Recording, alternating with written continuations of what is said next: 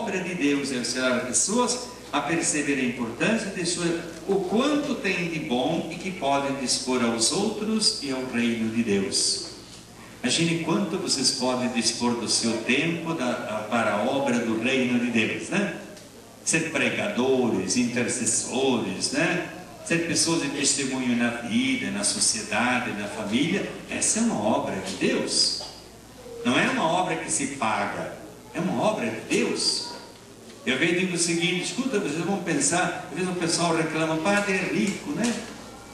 Se for olhar o dinheiro que eu ganho aqui na paróquia, desculpe, eu sempre ganhava, me davam sempre 2 salários mínimos por mês, né? Aqui me dão 3. Você acha que se eu me dedicasse para outro trabalho não ganharia muito mais dinheiro? Claro. Quanto ganha um deputado, um político, um médico, não sei o que lá? Muito mais, ele trabalha bem menos do que eu. Se eu fizesse por dinheiro, eu teria chutado o balde há muito tempo, né? Tá? Agora, se se faz a obra pelo reino, né? Ou seja, quanto isso é importante. Então vejam, a fé verdadeira, a fé é genuína, de perceber qual a obra que é de Deus. Então a nossa crença em Jesus também para perceber qual é a obra verdadeira para Deus. E aqui a gente tem que pensar um pouco, né? Muitas pessoas acham, faz isso, faz aquilo. Não, você tem que perceber qual é a obra genuína. No Atos dos Apóstolos, Gamaliel chega a orientar as pessoas do Sinédrio, dizendo assim, diante dos apóstolos e da igreja primitiva, se esta obra for de Deus, vai durar, senão acabará como as demais acabaram. Não está isso no Atos dos Apóstolos, né? Acho que da outra vez a gente até comentava sobre isso, né, dona, né? Comentavam sobre isso, eu com ela, né? Então, a obra, acreditar na obra genuína de Deus é aquela que não tem fim. Não tem fim. Nós acreditamos como cristãos que não tem fim. Já são passados 2000 anos, eu vou passar a eternidade e essa obra continua sempre. Claro que a gente tem que cuidar para não ficar fazendo sempre a mesma coisa, né? A gente tem que evoluir. Imagine se formos perguntar para vocês, o que vocês buscavam aqui na Casa da Providência, né? O que as pessoas que ajudavam vocês davam para vocês? O que hoje as pessoas procuram, o quanto de coisas boas as pessoas têm aqui para dar para vocês, né? Ou seja, a obra evolui, de acordo com as necessidades, de acordo com os tempos, de acordo com os lugares. Se de repente vocês realizam essa obra, é sinal de que ela é necessária aqui para a nossa região. Se em outro lugar, suponhamos o padre lá de Campinas, em São José, no Florianópolis, né? Como é que é o nome dele ainda? O padre... Márcio não, é o outro. Hélio da Cunha, faz aquela obra da... Como é que se diz? Nossa Senhora Desatadora dos Nós. É porque lá essa obra é necessária. Se o padre Jonas faz, é porque ela é necessária, né? São muitas obras. A obra de Deus é que nem uma casa. Não precisa fazer só uma casa que nem caixa de fósforo que o BNH fazia, né? São obras diferentes. Então vejam, quando a gente começa a perceber que de acordo com aquilo que somos, o que temos, o que podemos, nós realizamos isso, consequentemente essa é a maior obra de Deus a qual Deus se agrada. E depois a maior obra, digamos, a fé, é também permanecer em Cristo, né? Como diz assim, vocês se me amais, observareis meus mandamentos.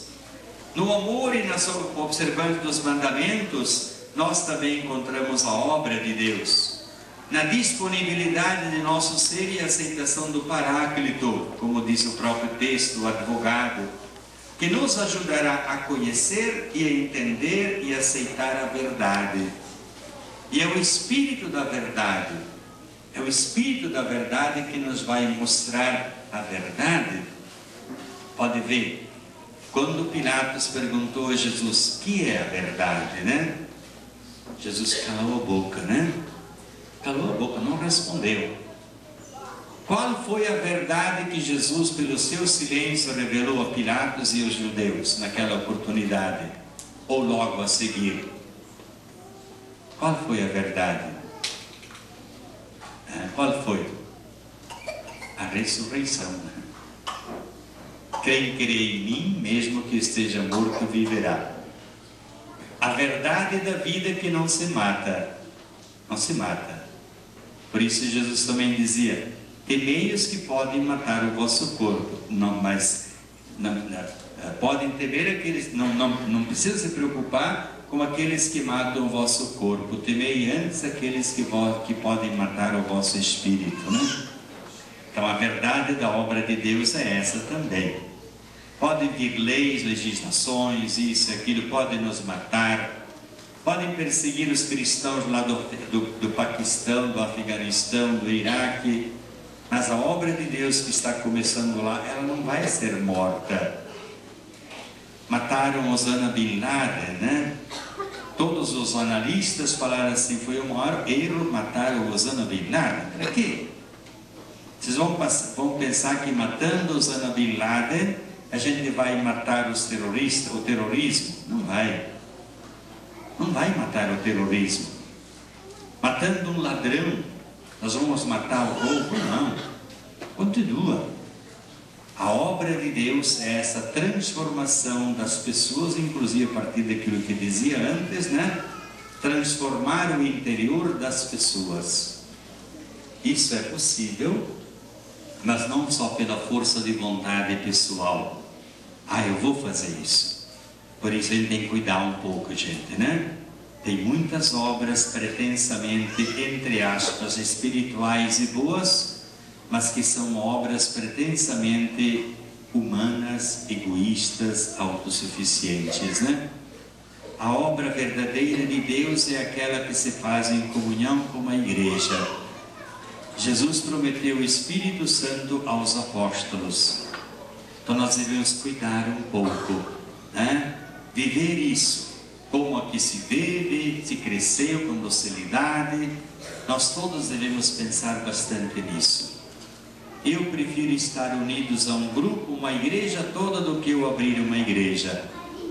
Se eu quisesse, eu podia abrir uma igreja, ganhar muito, dar dinheiro, né?